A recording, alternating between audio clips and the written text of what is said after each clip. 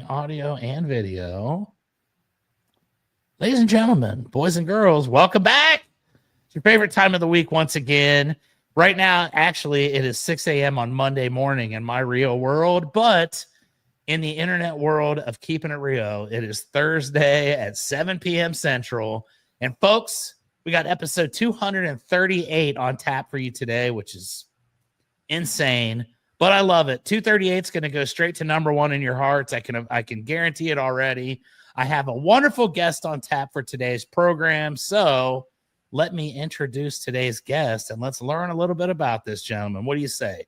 Ladies and gentlemen, hailing from Columbus, Ohio, college football capital of the world. I'm assuming this man's a huge Buckeye fan. If he's not, he is for the next hour. Yes. And doing big things in our industry, ladies and gentlemen, it's my golf buddy, Jeremiah Ferguson, coming at you from Maxx Challenger. Jeremiah? Hey, thank you. Keeping it real, my friend. How's it going? Hey, it's going well, man. It's going well. Thank you for having me on. And yes, I'm a huge Ohio State fan, which I have to kind of keep under wraps if I'm in Texas sometimes. But it's weird around here, man, because, you know, like there was questions about could Ohio State win with Ryan Day last year, especially after we lost to Michigan. And now it's like the confidence has changed in Columbus. Now it's like we're walking with a swagger that we've never walked with before. And it's like, oh, this is our year again. We're going to do it again. So like, I feel like we're going into that dangerous confidence zone where it's like, all right, like let's not get too comfortable here, you know? But thank you for having me on, brother. I know, you know, we golfed together a few weeks back, and it was probably easily one of the most fun rounds of golf I've ever had. And just that one time spurred this. And so I'm really grateful to be on your show and looking forward to our conversation. Definitely. This is going to be a lot of fun. And speaking real quick about Ryan Day, the head coach of the Ohio State Buckeyes, one of these footballs that I have back here is autographed Ryan Day. And about a year ago, I thought I was going to have to unload it. Like I thought it was going to be, you know, best offer starting at $1 on eBay. But now that thing still is playing a role in my retirement fund. And maybe one day it'll be worth at least like 30 or 40 bucks. And I can retire a rich man. So there you go. We live and die by the Buckeyes. And yep, things can change with the matter of just a win or a loss. Everybody's complete attitude can change. And that's what we love about it. So anyway, tell us a little bit about yourself, my man. Over there in Ohio, obviously a lifelong Buckeye. We've got that part down. And that was the most important aspect of the entire interview right there. But there is much more to you than just being a rabid Buckeye. Tell us a little bit about your life story, and let's see where your life story takes us. It's going to be man. This is I've got an interesting one, so I'll try to hit on the main points. But I was born in a small town in Ohio, Lima. A lot of people pronounce it as Lima, and kind of grew up between Lima and Zanesville.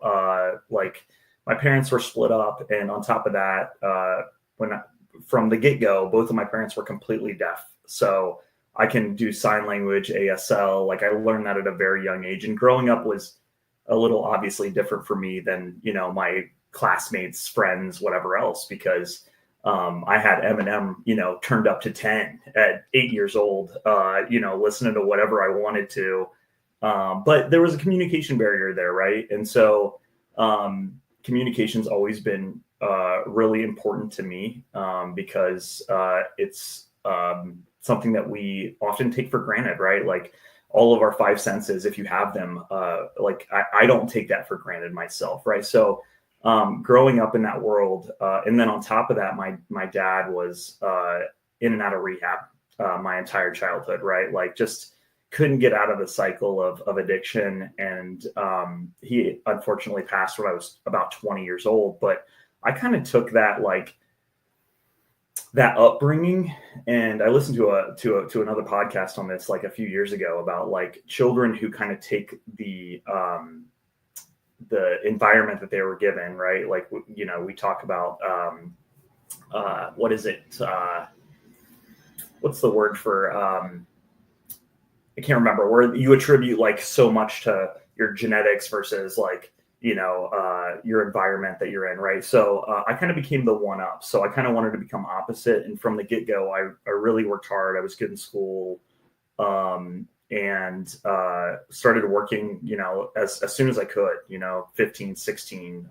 Actually at 12, I was like mowing yards to get a PlayStation one summer. Like I was just like hustling, right?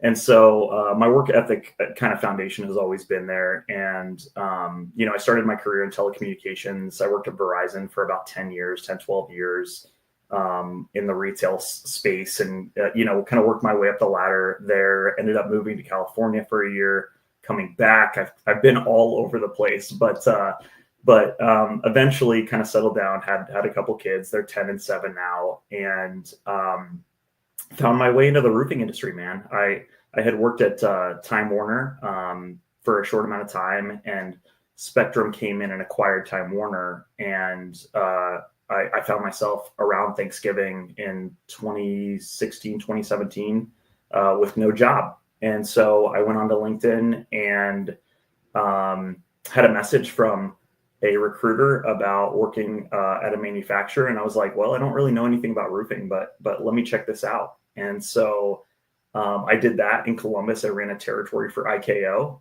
in Columbus for about a year and a half, 2 years. And fortunately had a really successful tenure here in Columbus, which led me to getting a district manager job out in the Southwest District, where I managed 6 states.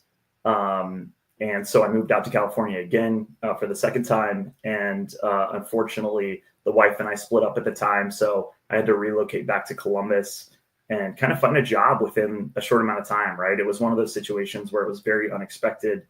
And so I just, again, kind of coming from a fractured household, I want to make sure my kids are like front and center. I want to make sure that they don't feel like the disconnect, right? And so I ended up buying my house through Zoom and applying for a ton of jobs on LinkedIn, and found myself in the mortgage world, actually, of all places. And this is when rates were like 2 or 3%, so refis were, crazy.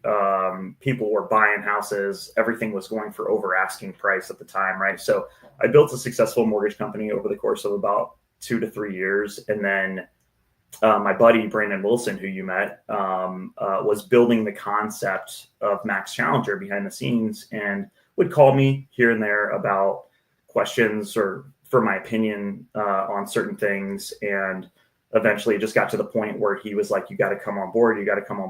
And in December of 2023, my first day was at the Roofing Process Conference on the floor. So I got to go to that show, and that was my first foray into the claims world, supplementing, all that good stuff.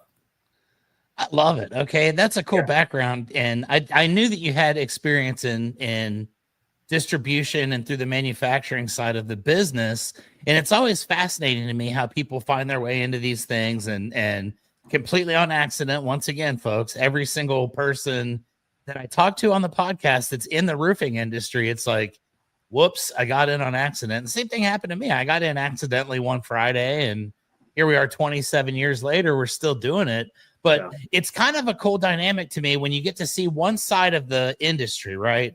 And I was in distribution for 12 years before I got into the contracting side. So I understand what goes on that side of things as well. I've been, the guy that calls and orders the materials directly from the manufacturer and sets all that stuff up. And I've done all that. And to me, it's like, okay, you get in on that side. And obviously, I think one of the cool things about being a manufacturer rep is you get to go around and meet all these different contractors on the front end. Basically, that's your job. You go in and befriend them and say, hey, here's some donuts. Let's go grab lunch. What can we do to help you? And then you kind of get into a different side of the industry. And like you said, kind of unexpectedly, maybe weren't even planning on getting back into roofing, but obviously you had a little bit of a foundation and understood what it was. So when you make the transition from one to the other, what are some of the similarities? And then obviously we'll ask what some of the differences are. But to me, it seems like you probably started with a really solid foundation and were able to kind of hit the ground running because of your previous experience. Would that be a correct assumption? Yeah, I would say so. So, and I'm sure we'll get into this a little bit later, but I thought it would be easier than it was, right? Because, I have all these connections and network, and that's one of the things that I'm so grateful for in my time with manufacturing and distributing, and working with distributors, is it forces you to go out and build your network. If you're good at what you do, you've got to go out, meet people, shake hands, have lunches, breakfast, golf, whatever it is, right? And so that time really helped me establish my network. And, to this day, just a ton of great people that I talk to, regardless of whether they're clients or not, of people that I worked with, either from a distribution perspective or a manufacturing perspective, or contractors in general. So yeah, so being able to start on day one and pick up the phone and call my buddies and say, hey, I'm working in this new capacity now. Let's chat, right? That put me, I think, at a huge advantage, compared to maybe somebody that might be green to the industry or just learning. So I'm really grateful for that time, but I also am grateful for being back in the industry. Like, I mean, it's once you've been doing this for so long, again, we kind of take it for granted. And having been in a different industry recently, I can tell you that there's nothing like this world. Like, it's just, regardless of all the drama that happens on a day-to-day basis, like, it is so relationship driven, and there's just so much opportunity. Like, there's so much, it's its own world, and it's not yet bound by like laws and like all these guidelines, right? I'm coming from the mortgage space where it's like, everything is by the book. And so I'm not saying that we don't have rules and guidelines and things like that, but it's just so much more of a freer feeling. And you want to get up and do what you do every day, right? And that was the feeling I was looking for. Yeah. And I don't think there's anything better than helping people in an area where they may be, in need of some help. Maybe they don't understand exactly what it is. You coming in with previous experience from the industry is one thing, but you're doing something completely different, right? You're going from, hey, buy my shingles, to, hey, check this out. I've got a service that we offer that's going to save you thousands of dollars or make you more money or help your homeowner get, I don't want to use the I word, but made whole once again. And obviously there's some massive differences there. We kind of covered the similarities from one to the other, but now you get into the other side of it where it's like, okay, I thought it would be easier because I knew all these people, but it's a completely different scenario. So let's talk a little bit about the early challenges that you may have had as you come into Maxx Challenger. You're now going to start helping people in a completely different way. Yeah. You go back to your former clients and talk to them. Obviously, it's a completely different conversation. So what was that like as far as a transformation from one aspect to the other within the same industry? I would say it was a challenge, right? I mean, when people buy material, they typically, you've got your product, right? Whether you're using IKEA or GAF or Owens Corning, whatever it is, there's no, you kind of have there's no built-in loyalty, but, maybe in the form of like a rebate or some sort of like incentive or something like that. But like on the supplementing side, there is no built-in incentive for loyalty, right? And so that's one challenge that I think we saw early on, was how do we make sure that our clients are sticky, right? Like that they're loyal. And I think that came down to two things. Number one, relationships. We're one of the few companies with boots on the ground where we're traveling out to meet, people like yourself, where we want to invest in the contractor as a whole, not just, the supplementing side of things can lead into so many different conversations, right? How's your documentation look? What CRM are you using? How's your cash flow, right? Like, those are really important topics that we have to be able to cover. And so we keep finding ourselves going deeper with the contractor, right? And learning their business and how they're structured, because although we might all do the same thing as far as, being an exterior contractor, how people do it is so different. Even philosophies, or how they feel about requesting supplements is different for each contractor. So that's one. I would also say structure is a good number two. When we kind of went out and started kind of running and gunning all over the nation, we found that, there is a type of contractor that fits our process a little bit better. If you have a point guard, or if you're the point guard as the owner, right? Like somebody that we can communicate directly with, because once we get 8 to 10 to 12 sales reps asking us what's going on with different files, that can make it really difficult, to streamline the process. So really, when you look at what we do, beyond the nuts and bolts of it, we are an entire systematic change for a business. And that's hard. That's a hard change to make sometimes. It does take the right person, somebody that's open to that, somebody that's willing to say, okay, I don't have the perfect process here. And unfortunately, that isn't, common in our industry, or extremely common in our industry, right? To find somebody that doesn't say, hey, maybe I've got it down, or I've got an in-house guy, right? And so that leads to a different type of conversation. But at the end of the day, I would say that it's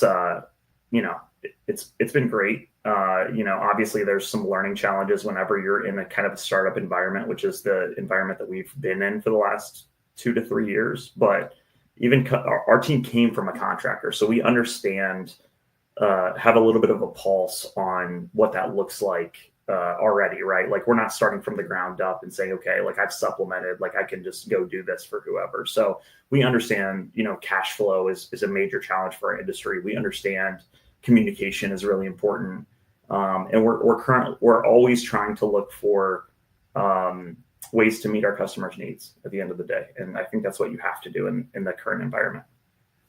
Yeah, I couldn't agree more. And I love the fact that it's a constant evolution on both sides, and being able to understand that and say, hey, maybe we're not the right fit for you. Maybe we're the perfect fit. Taking the time to kind of get to know your people before you dive in and start to really, do work that, may or may not end up being productive for either side. I think that's crucial. And I think that a lot of people sometimes get in trouble because they just say, well, I saw you on Facebook, so you must be awesome.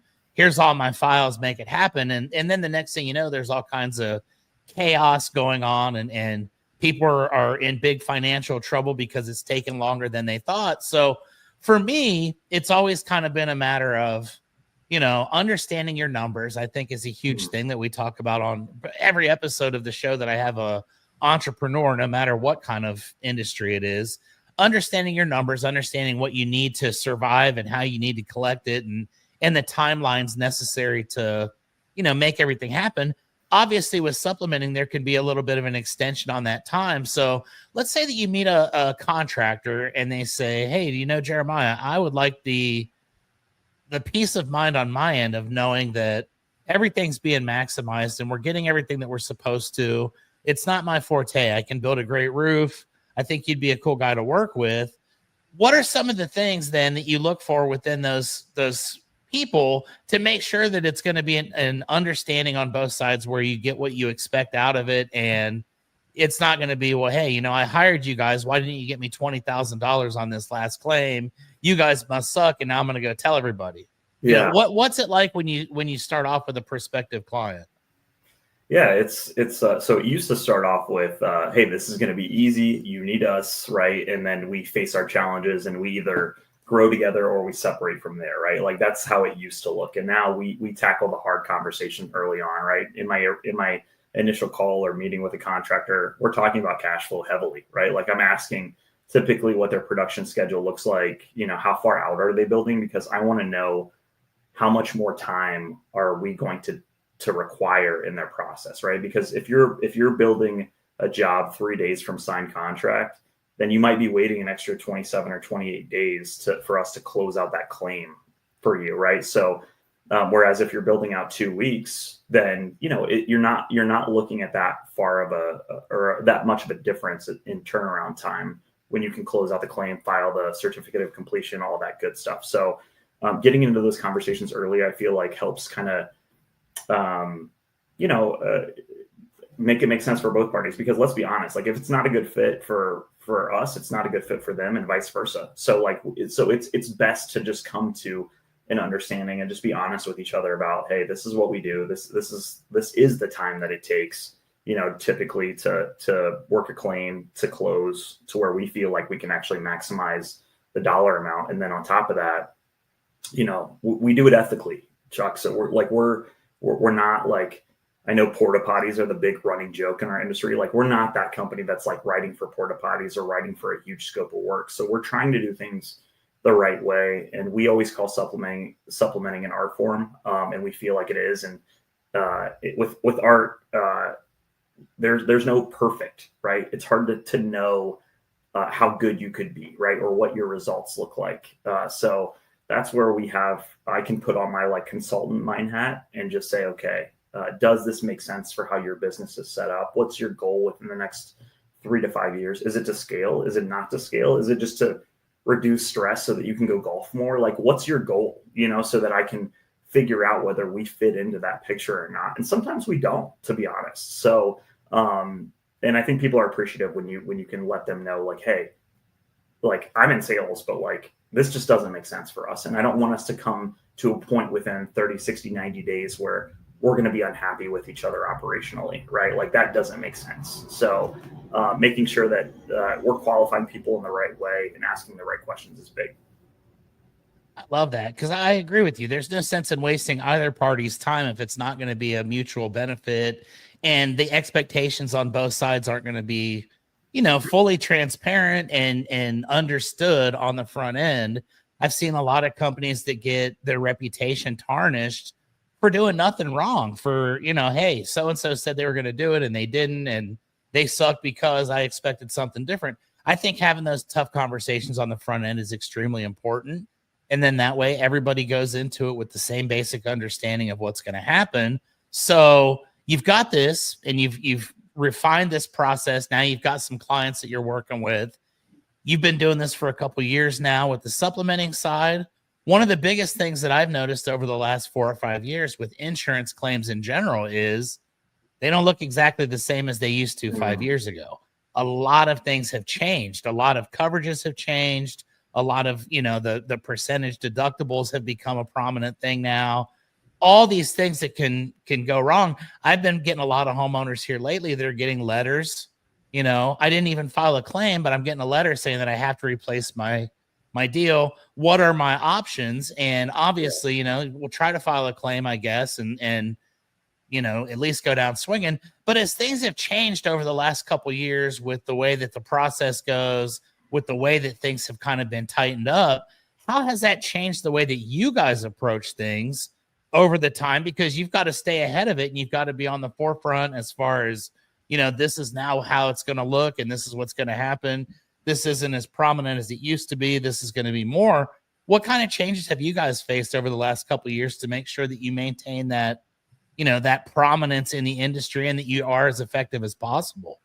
Yeah, that's a great question. I think we all feel that right now. Like, we all feel like the process of handling an insurance claim has changed so much, and we can attribute that to so many different factors, Chuck. I mean, obviously, like, there's a lot of friction in the process when it comes to handling a claim for a homeowner, or the homeowner, being involved in that process themselves. And I feel like the friction has only increased over time. So that's an off-paper impact, right? Like, I'm talking about like adjusters changing constantly on files, having to deal with companies like Seek Now or Ladder Now, where, they're sending somebody up who's not the person responsible for approving or denying the claim or the claim result as a whole, right? So that's off paper, but then on paper, you're seeing, higher deductibles. You're seeing more ACV policies. You're seeing endorsements with no code coverage, those types of things. So we constantly have to adapt. And being in this industry for, the amount of time that I have, and being specifically within Maxx Challenger, I found that, like, we have to train our asses off. Like, we literally have to continue to train and keep up with what's changing, because if we don't, we will get left behind. So we actually just got back from San Diego last week with the whole team, the entire team, and spent 2 full days on carrier specific strategies and what's working and what's not. Because even within our own, team, we've got 23 supplementers now on staff, right? The results vary. We've got some people that are closing files a little quicker, or maybe getting a little bit more out of it, or whatever. So the goal is to find the middle ground as best we can and reduce the variance, so that we've got, everybody rowing in the same direction. But that also leads me to think, okay, well, if somebody's doing it in-house and they're not training their person, right, or they're not getting continuous education or something like that to stay, on top of what works and what doesn't work, what do their results look like, right? And so many contractors, I feel like, aren't tracking their supplementing results. That I think that's an important place to start. Track your supplementing results, because that'll tell you, okay, like what can we benchmark this with, right? So when I come in and I have a conversation with you and I'm like, hey, these are the numbers in your market, then we can compare those two and see if it's a good fit or not. I love it. And I think that just kind of led me into the next topic of discussion, which is, as contractors, I've known, thousands of roofing company owners all over the country. I've been doing this for a long time. I was in distribution for 12 years before I got into contracting as well. So I know company owners all over the place.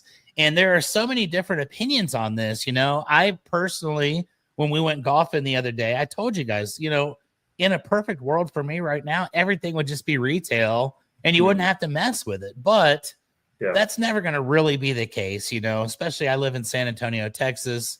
We're probably going to get a pretty good hailstorm sometime in the spring, and it's going to open up a lot of opportunities. And you start having more and more, in the fire, so to speak, and you've got all these different things going on. And I've worked with companies in the past who say, we don't need to supplement because we're making enough. I've got companies that say we need to supplement the shit out of it, and we need, a porta-john on site, and we need like 65 man hours because this guy's going to stand there and watch.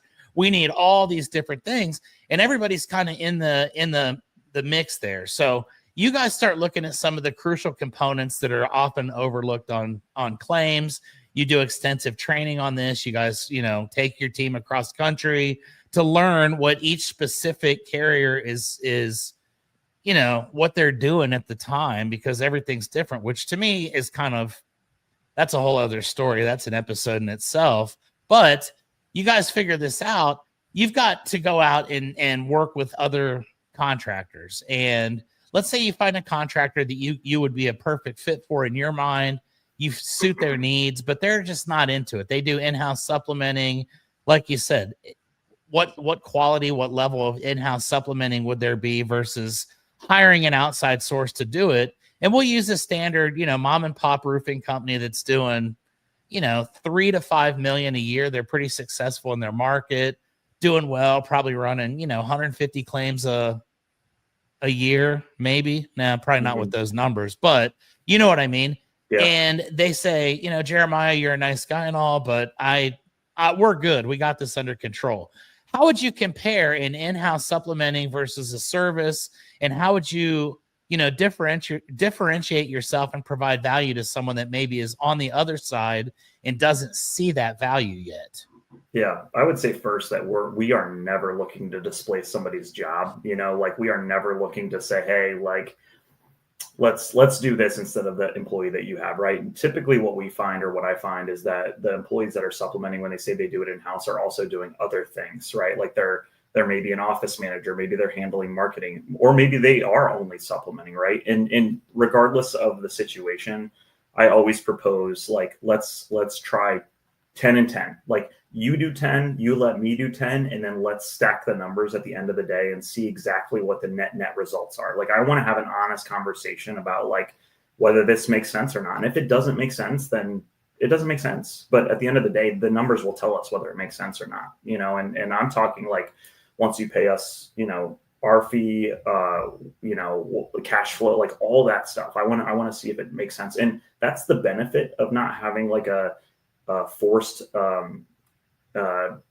loyalty in place, is that we can try it out and see whether it works or it doesn't work, right? And then maybe allocate that human capital to something else. Like, how many checks are you leaving on the street? Are your sales guys responsible for picking those up? Why not, like, use that person and have them out, like, grabbing checks and collecting Google reviews instead of sitting on the phone with State Farm on hold for 2 or 3 hours, right? Like, as an in-house employee, you have to compensate that person regardless, right? And that's the difference of working with a company like us. Is right now we're only charging on the increase. So if we can't come up with a valid result to the bottom line for your company, then you don't owe us anything, right? We take that risk on.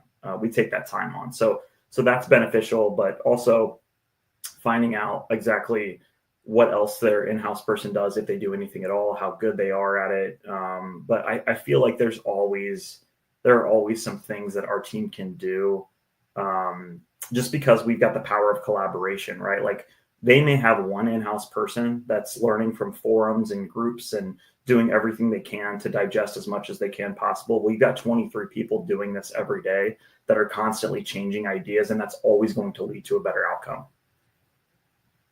Man, I love that. And if I wasn't already a client, I would be now. That like you say, you're taking away something that's necessary off of someone's plate so they can go do something more valuable. And I think having people in roles where they are able to excel and able to maximize your results is always a good thing. And I love what you just said. We only charge based on, what we get added on.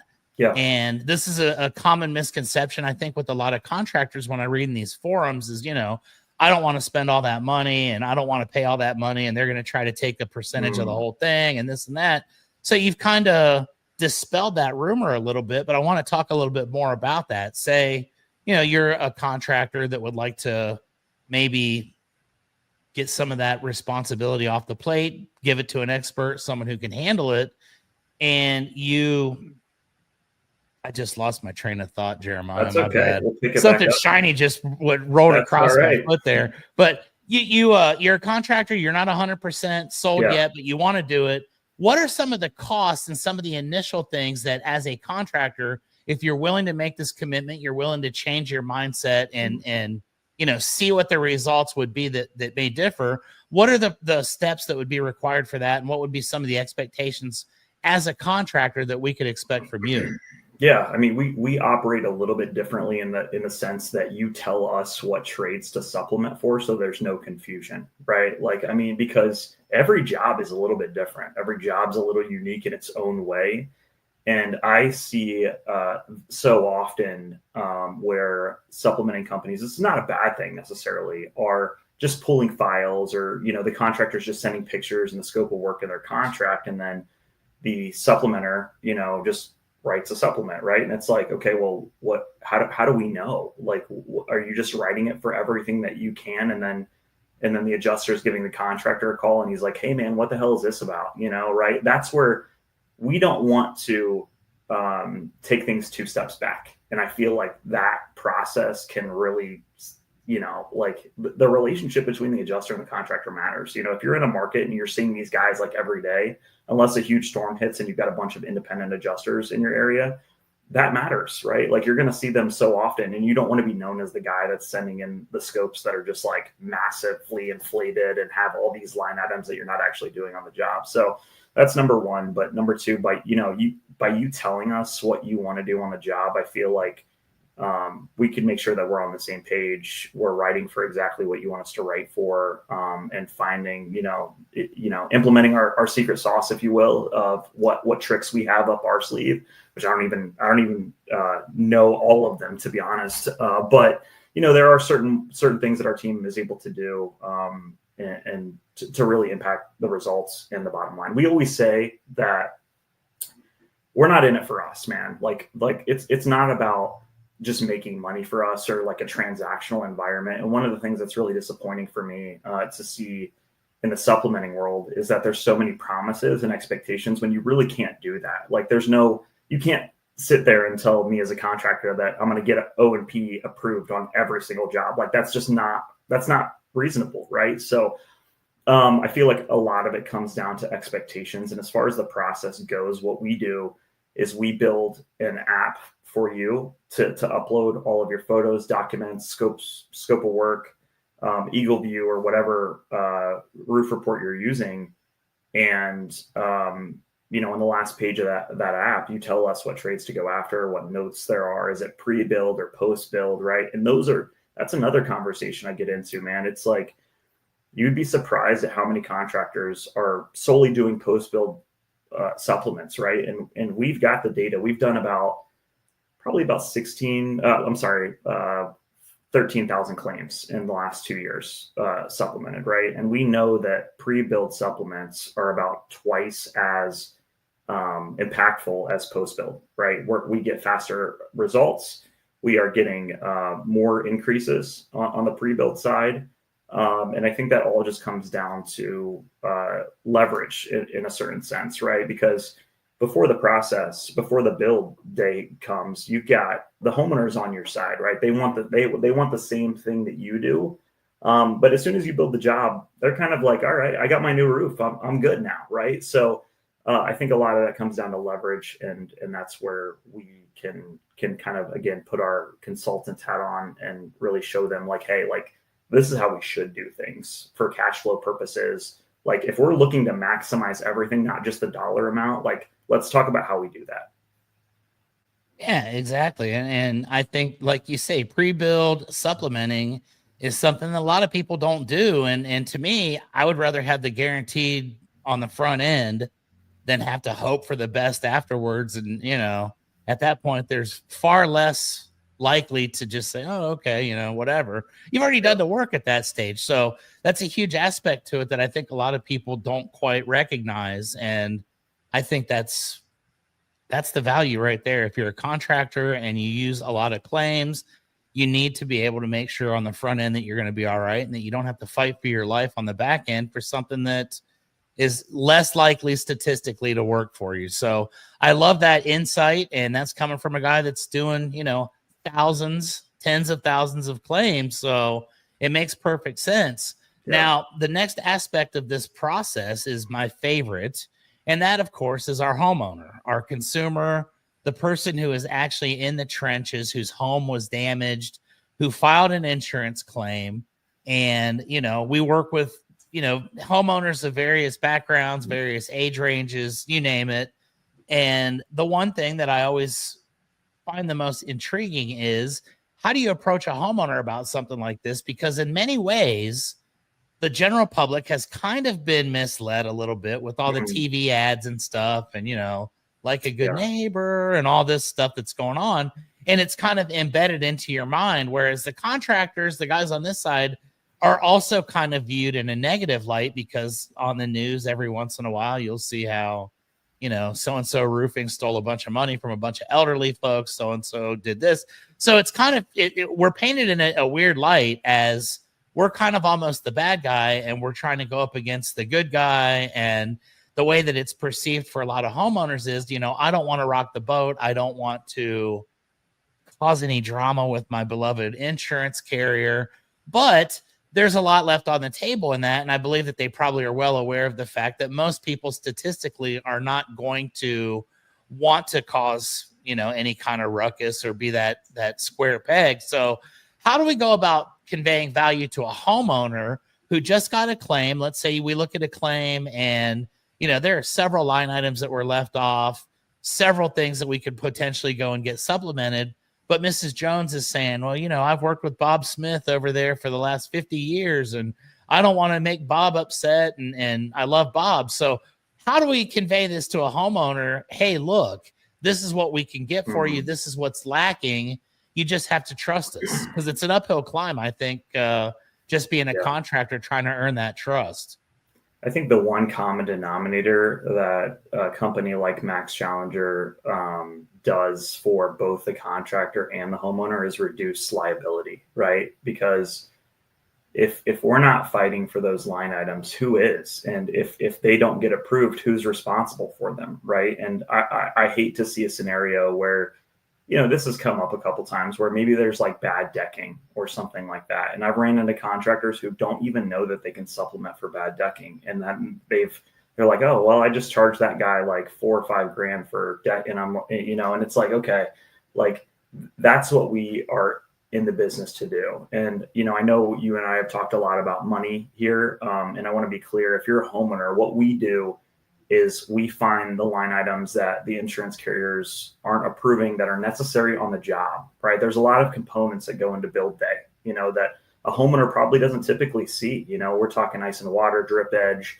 underlayment, ridge, you name it, right? And they go outside one morning and they just see guys, tearing off shingles and putting a new roof on, but they don't necessarily see all of the different, everything that it takes for that job to come together, right? And so our our mission is to make sure that the contractor and downstream the homeowner is getting everything taken care of on that specific claim. I mean, I would feel, as a homeowner, I would feel it would be hard for me to say, all right, well, you've got your deductible, but now we found bad decking, so you're responsible for that, and now you may be responsible for all these different things. And I think the value that we provide to a contractor is like, hey, I work with a company, and this is all they do. All they do is,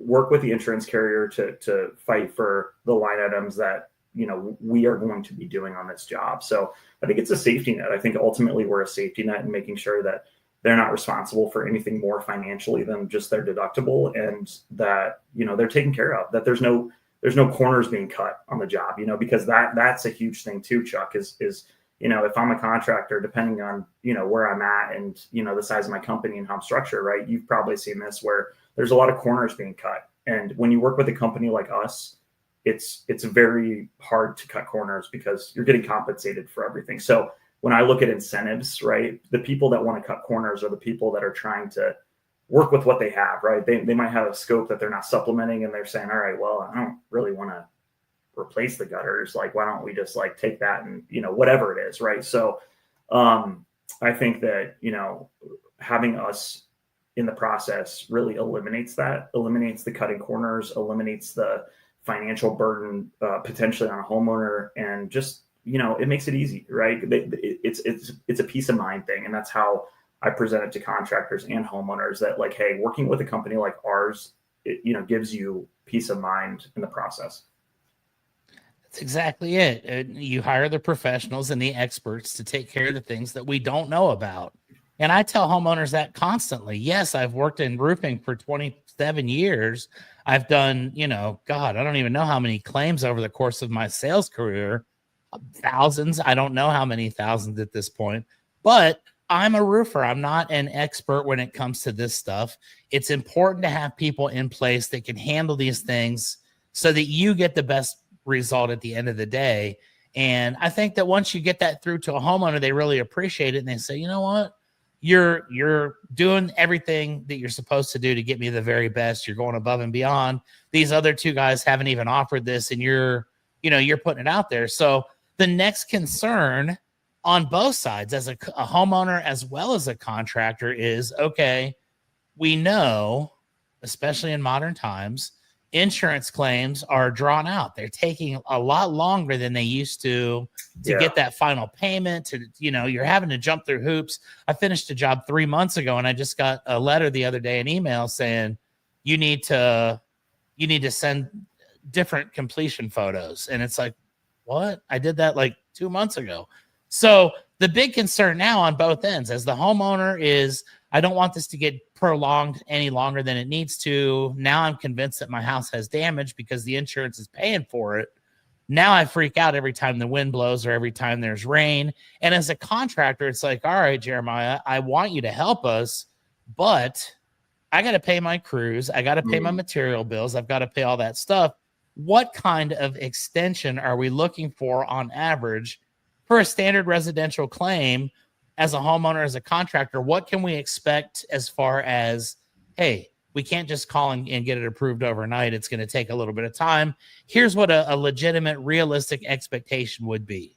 Yeah, I would say that on average, and this is a very truthful average, we just went through this last week, it takes about 35 days from the point that we get the signed contract and the pictures and all the documents that we need.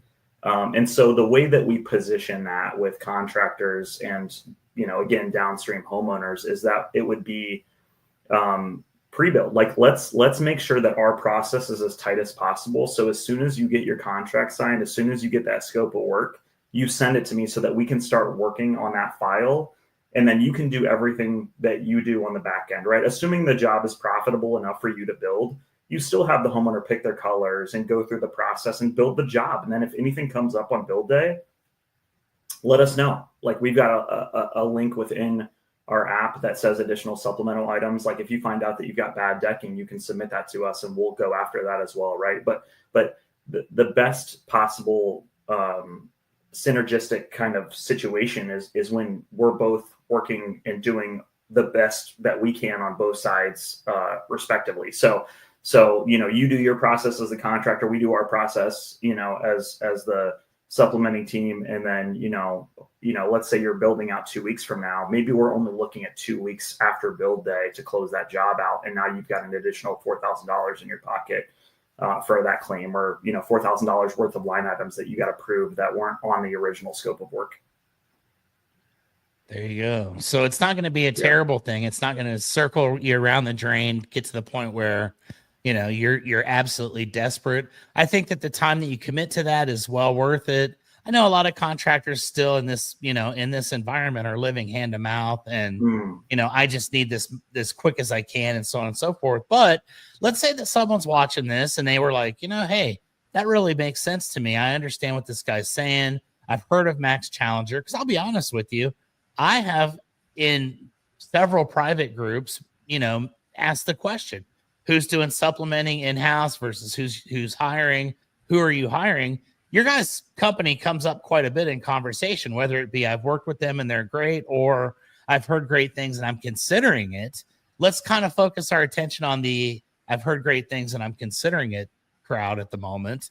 Someone's watching this and they're like, you know what? I like what this guy's saying. He's got a good head on his shoulders. He's a Buckeye. Obviously, he's smart and he's a winner. I want to do business with Maxx Challenger. What is the way, or what are some of the ways that our audience can find you guys, can maybe reach out and say, hey, are we someone that you'd be willing to take a chance on working with? Do we have any value to you? Yeah. We'd like to work together. How do we make it happen? Yeah, I would say this. Number one, if you're hesitant to have a conversation, there's almost never a conversation that I have that doesn't come out with some sort of value, right? Like somebody's either learning something that they can do better. And we're not like pushy, like it's not like, we're not selling timeshares here, right? I'm not like keeping you at the table until you say yes. That's not how we work. But if you want to link up with us, I will keep an eye on the comments when we post this video, and feel free to add me, Jeremiah Ferguson on Facebook, Jeremiah with Maxx on LinkedIn, or you can go to our website, www.maxx with 2 X's, maxxchallenger.com. No excuses now, folks. You've been given all the info. You know what to do. It's up to you now to decide whether or not you want to make that extra money that's there. We all know. And I explain it to my homeowners, it's nothing personal, but the person that comes out and does the inspection from the insurance company, they're getting paid to minimize whatever they can. And it's up to us to represent our clients. So I think this would be a great opportunity for anybody watching at this point. If you're even a little bit concerned about that, or have, any questions whatsoever, reach out to Jeremiah and the team. They've got the best hats in the industry, as well, as you can see back here. And I want to spend the next couple of minutes of our podcast before we wind it down talking about something totally unrelated to supplementing. We've learned everything. We know your life story, basically from a youngster in Lima Bean Town, all the way up to today, become the number one supplement expert in the world.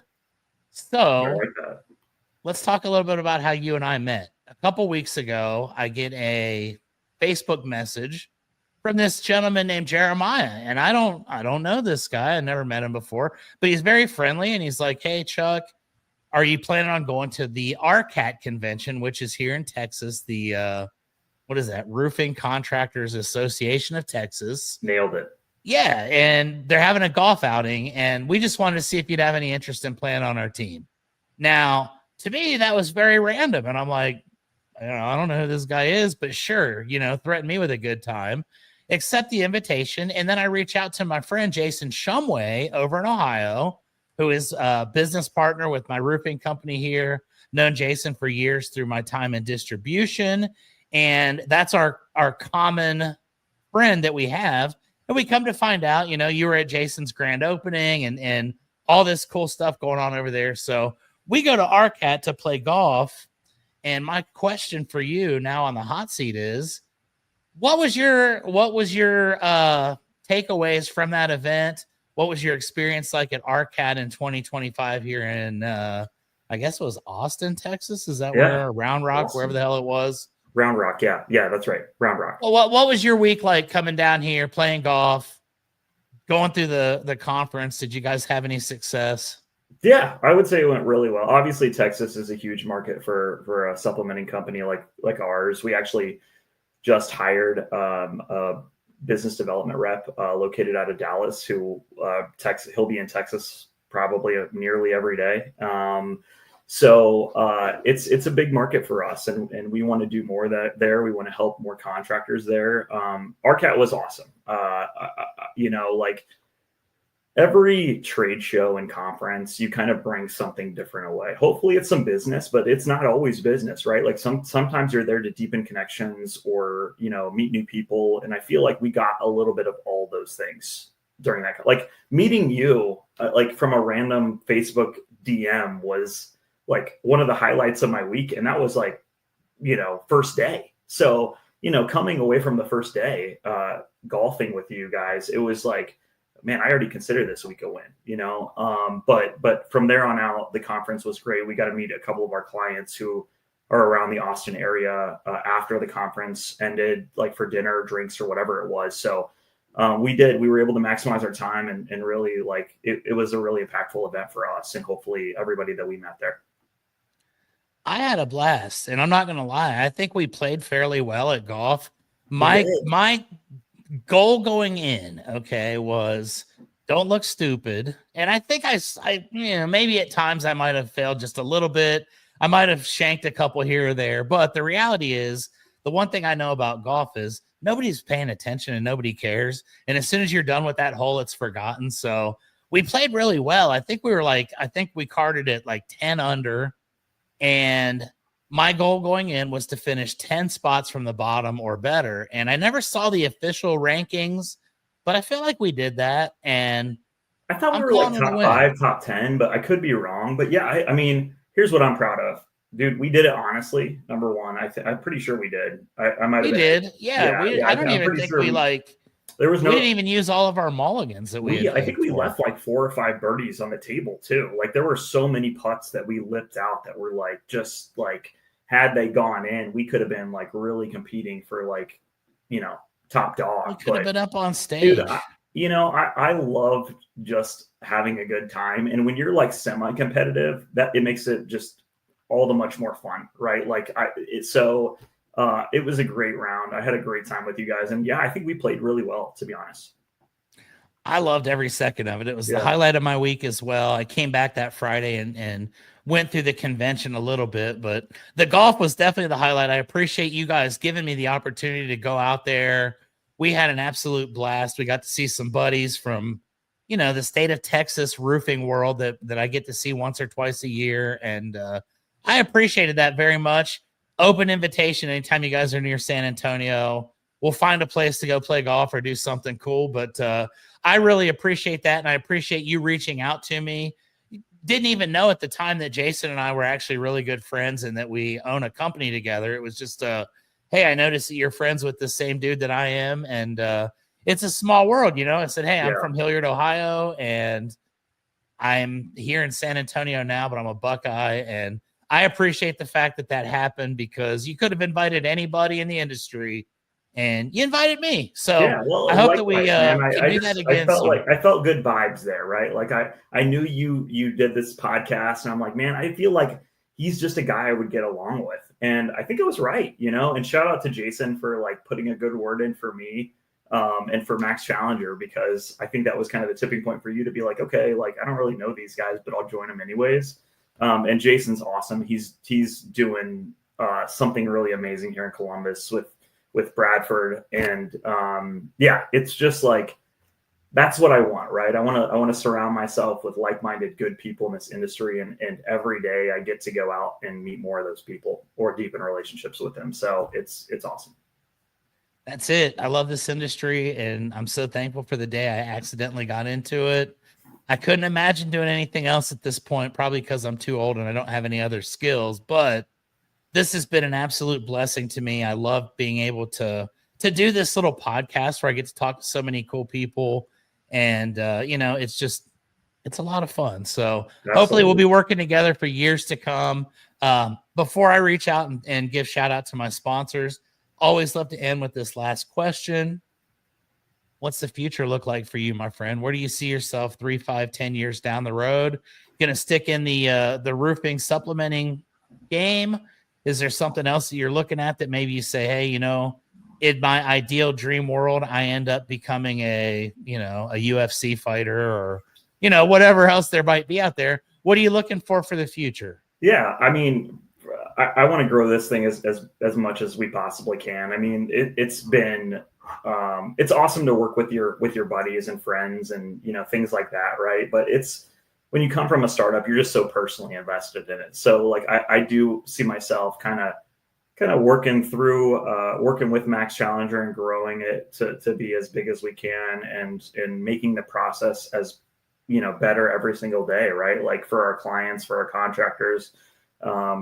And so that's where I see myself, you know, in the industry in general. Like, I just don't feel like I'm ever going to leave the industry, to be honest with you. Like, if something were to happen with Maxx Challenger tomorrow, I feel like I would find another opportunity within the industry because the people are too valuable to me. The connections I've built are too valuable to me. And so yeah, man, I love being a consultant. I love talking. And I think this opportunity affords me both of those things, right? Like I can get up on stage and talk about supplementing, which I've done like a year ago in Nashville. And we hope to set up more of those events here in the future where we'll be talking about supplementing, kind of the pitfalls of where some contractors fall short in that arena. So I get to kind of check the boxes for me personally on what I like to do and hopefully what I'm good at. That's what it's all about. We need to have fun, and you realize that life is short. And if you're doing something you don't enjoy, there's really no point in it because you're just going to be frustrated and you're going to have a lot of regret down the road. So we may not be perfect, fans. We may not do everything right 100% of the time, but our hearts are pure. Our intentions are good. And we all love what we're doing here in the roofing industry. And that is the most common theme that I find with every guest I have from roofing on this podcast, 238 episodes deep now. Everybody's got the same thing. We're thankful to be here. We're blessed. We love helping. And that's the moral of today's story. So thank you guys for watching Keepin It Rio. Before we end this episode, y'all know what I got to do. I got to give a shout out to my sponsors at roofer.com. That's ROOFR.com. And Jeremiah, you're probably familiar with them, but I'm going to treat you like you're a Hollywood celebrity makeup artist that I had on last week, or the guy that tried out for the Cincinnati Reds one time on a whim. And I'm going to explain Roofer real quick. So Roofer, ladies and gentlemen, is your all-inclusive program for roofing contractors nationwide, from your first contact all the way to the final payment and beyond. The Roofer CRM will take care of it all for you. Roofer's been my sponsor for 3 years, and I absolutely appreciate everything they do for me, for my roofing business, and for our industry. So shout out to you guys at Roofer, to all the fans, the millions and millions of Keepin It Rio fans that tune in every week. Thank you guys for watching. I could do it without you, but it wouldn't be nearly as much fun. And I love the feedback that I get from people after they see the show. So we're going to impact some folks with this one as well. Jeremiah, thank you, my friend, for taking the time to be here. We kicked our week off in style Monday morning. Now I've got to go look at a commercial roof here shortly. So doesn't get much better than that. You start with the cherry on top and then work your way down. So thank you for taking the time to be here. And ladies and gentlemen, as I always say, until next week, keep on keeping it Rio. And if you'd stick around for just a second after I play this ad to wish our fans goodbye, Jeremiah, you and I will end our conversation. But till next Thursday, you guys, thanks for watching. We're Roofer.